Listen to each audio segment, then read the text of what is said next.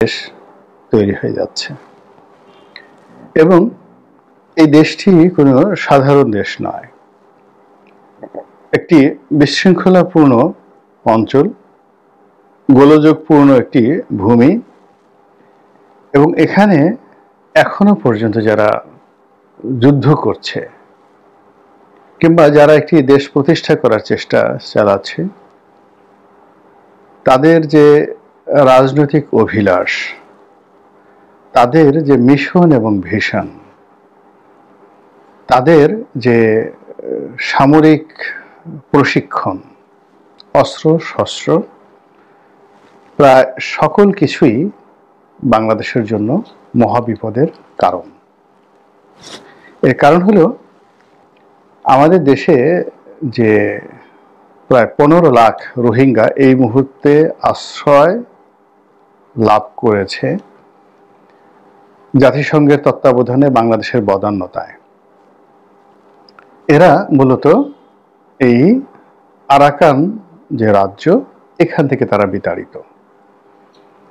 যারা বিতাড়িত করেছে উগ্র বৌদ্ধ ধর্মাবলম্বী মিলিশিয়া। সেই উগ্র বৌদ্ধ ধর্মাবলম্বী মিলিশিয়া যারা আছে, তারা এই ইসলাম ধর্মাবলম্বী রোহিঙ্গাদেরকে তাদের দেশ থেকে মেরে কেটে পিটিয়ে পাঠিয়ে তারা বাংলাদেশে তাড়িয়ে দিয়েছে। এখন এই যে মুসলিম রোহিঙ্গাদেরকে রক্ষা করার জন্য যে অং সান সু চির যে সরকার, তারা ওই মুহূর্তে আসলে চেষ্টা করেনি। এই কারণ হলো উগ্র এই বৌদ্ধ ভিক্ষুদের বিরুদ্ধে বা বৌদ্ধ ভিক্ষুদের যে মিলিটারি শাখা, সামরিক শাখা, মিলিশিয়া বা গেরিলা বাহিনী, তাদের সঙ্গে আসলে তারা কখনো ওই সময়টাতে কনফ্রন্টেশনে যেতে চায়নি। নেপিদো সরকার মানে মায়ানমার সরকারের যে সামরিক বাহিনী, তারাও চায়নি, আর রাজনৈতিক উইংস অং সান সু চি চায়নি। ফলে যেটিকে এথনিক ক্লিনজিং বলা হয়, অর্থাৎ একটি জাতিগোষ্ঠীকে শেষ করে দেওয়ার জন্য যে সামরিক অত্যাচার, সেই সামরিক অত্যাচার এতটা নির্মম এবং নিষ্ঠুরভাবে এই আরাকানে চালানো হয়েছে এবং সেখানে কত লাখ লোক যে মারা গিয়েছে তার কোনো ইয়ত্তা নাই।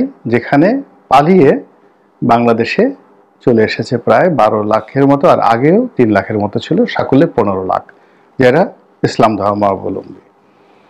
অন্যদিকে এই যে বৌদ্ধরা মুসলমানদেরকে সেখান থেকে তাড়িয়ে দেওয়ার কারণে তারা এখানে অনেকটা হোমোজিনিয়াস হয়ে যায়, একক কর্তৃত্বের মালিক হয়ে যায় এবং তারা তখন দ্বিতীয় দফাতে এসে সরাসরি সামরিক জান্তার সঙ্গে লড়াই শুরু করে এবং তাদের এই লড়াইয়ে ব্যাংককে যে তাদের সংগঠন আছে, অর্থাৎ থাইল্যান্ডে তাদের যে সংগঠন আছে, তারা অস্ত্র দেয়, অর্থ দেয়।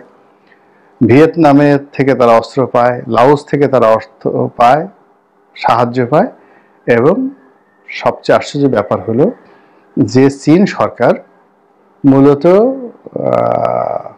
যাকে বলা হয় নেপিদো সরকারকে, অর্থাৎ মায়ানমারের সামরিক জান্তাকে বাঁচিয়ে রেখেছে, তারা সেই মায়ানমার সরকারের বিরুদ্ধে যুদ্ধ করার জন্য এই যে আরাকান আর্মি, তাদেরকেও টাকা দিতে থাকে। তো এখানে 3 থেকে 4টি গ্রুপ এখনো পর্যন্ত যুদ্ধরত।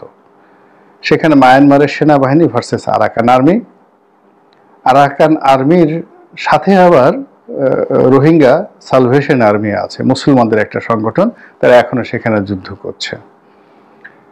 এবং আরাকান আর্মি বলে থাকে যে এই মুসলিম যে সালভেশন আর্মি, এদেরকে আবার ভারতও সহযোগিতা করছে, আবার শেখ হাসিনার জমানাতে শেখ হাসিনা সরকার এদেরকে নানাভাবে সহযোগিতা করেছে। এর বাইরে আরো কয়েকটি ছোট ছোট জাতিগোষ্ঠী আছে, ছোট্ট একটি এলাকা, কিন্তু এইভাবে সেখানে তারা পরস্পর যুদ্ধ করছে।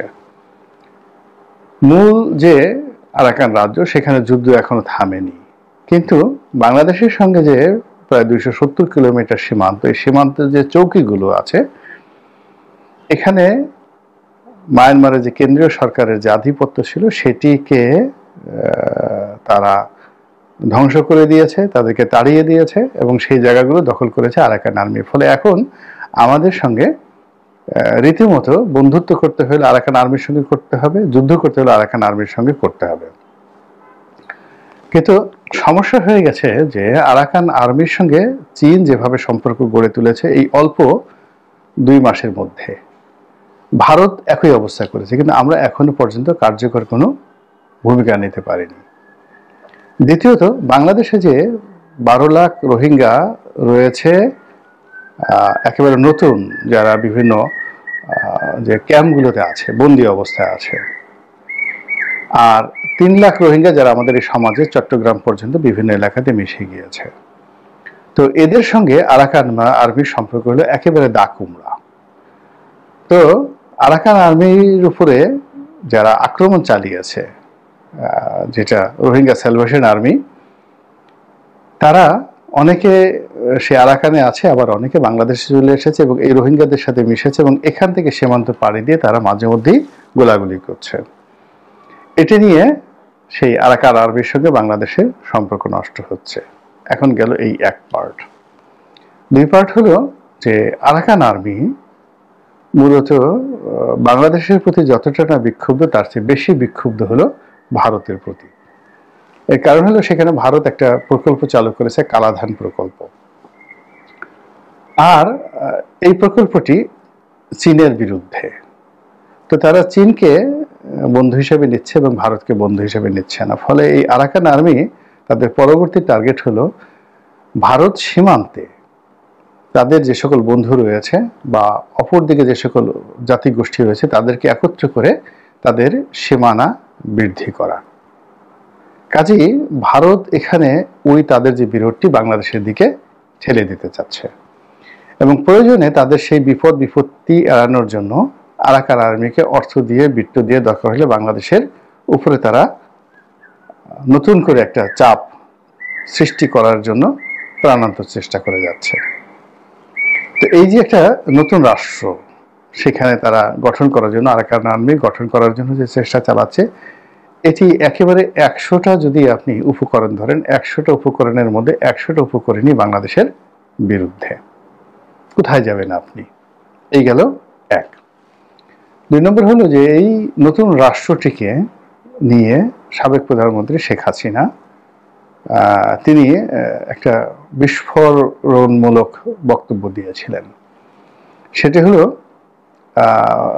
পার্বত্য চট্টগ্রাম, কক্সবাজার, চট্টগ্রাম এবং এই আরাকান, এই এলাকাকে নিয়ে পশ্চিমারা তারা একটা নতুন খ্রিস্টান রাষ্ট্র গঠন করতে যাচ্ছে এবং সেই খ্রিস্টান রাষ্ট্রটি 2টো ভাগে বিভক্ত হতে পারে। অর্থাৎ আরাকানদের একটা বৌদ্ধ রাষ্ট্র থাকবে আর বাংলাদেশের পার্টে ভারতের কিছু অংশ নিয়ে সেখানে আরেকটা খ্রিস্টান রাষ্ট্র হতে পারে, এরকম একটা কথা তিনি বলেছিলেন। এবং সেই রাষ্ট্রটি হবে অনেকটা ইন্দোনেশিয়া থেকে আলাদা হয়ে যাওয়া যেটা পূর্ব তিমুর, যার প্রেসিডেন্ট কয়েকদিন আগে বাংলাদেশ ভ্রমণ করে গেলেন, সেটির মতো করে।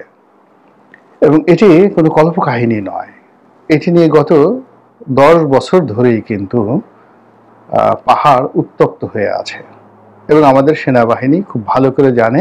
এবং এই বিচ্ছিন্নতাবাদী গ্রুপরা বিভিন্ন উপগ্রুপে গহীন অরণ্যে, কেউ বাংলাদেশের মধ্যে থেকে, কেউ মায়ানমারে থেকে, কেউ ভারত সীমান্তে থেকে, কেউ বা ব্যাংককে থেকে এই অপতৎপরতা চালাচ্ছে এবং ওখানে পাহাড়িদের মধ্যে সংঘর্ষ, বাঙালিদের মধ্যে সংঘর্ষ ঘটিয়ে তারা তাদের যে কাঙ্ক্ষিত খ্রিস্টান রাষ্ট্র এটি গঠনের জন্য তারা এগিয়ে যাচ্ছে। এই গেল দ্বিতীয় সমস্যা। তৃতীয় সমস্যা হলো যে আমাদের কক্সবাজার এবং বান্দরবন এলাকাতে বিপুল সংখ্যক বৌদ্ধ সম্প্রদায়ের লোকজন বসবাস করে। তো পাহাড়ি অঞ্চলে যারা উপজাতি রয়েছেন তারা বেশিরভাগই দরিদ্র, বেশিরভাগই কেবলমাত্র কয়েকটি পরিবার যারা ধনাঢ্য এবং শিক্ষা দীক্ষায় এগিয়ে এসেছে চাকমাদের মধ্যে থেকে। অন্যান্য যে সকল শতাধিক ছোট ছোট জাতিগোষ্ঠী আছে তারা সবাই গহীন অরণ্যে বাস করে, একেবারে নিরহ, দিন আনে দিন খায়। এদের অমানবিক জীবন আপনি না দেখলে বিশ্বাস করবেন না। কিন্তু পাহাড়ে যে সকল বৌদ্ধ সম্প্রদায়ে বসবাস করেন, বিশেষ করে কক্সবাজারে চট্টগ্রামে, খাগড়াছড়িতে, রাঙামাটি, বান্দরবন, তারপরে বিলাইছড়ি, এরপরে ঢাকাতে এই বৌদ্ধদের যে একটা বিরাট সংগঠন আছে, তারা সবাই ধনী, শিক্ষিত এবং তাদের যে ইন্টারন্যাশনাল কানেকশন অনেক অনেক বেশি। এবং বাংলাদেশের যারা খ্রিস্টান সম্প্রদায় আছেন, খ্রিস্টান সম্প্রদায়ের চেয়েও বৌদ্ধদের যে সামাজিক বিস্তৃতি, তাদের যে শক্তিমত্তা, এটি অনেক অনেক বেশি। তো কাজেই এই বৌদ্ধরা পরিবর্তিত পরিস্থিতিতে তারা যদি আরাকান আর্মি, যেহেতু ওখানে উগ্র বৌদ্ধ ধর্ম সেখানে একটা নতুন রাষ্ট্র ব্যবস্থা গঠন করতে যাচ্ছে, এবং তাদের সঙ্গে যদি কোনো কারণে তারা যোগ হয়ে যায়, তাহলে আপনি দেখুন বাংলাদেশের বৌদ্ধ, আরাকান বৌদ্ধ, আর ওদিকে চীন তো বৌদ্ধ রাষ্ট্র, তারা বুদ্ধিজমকে প্রমোট করার জন্য করবে না এমন কোনো কর্ম নেই।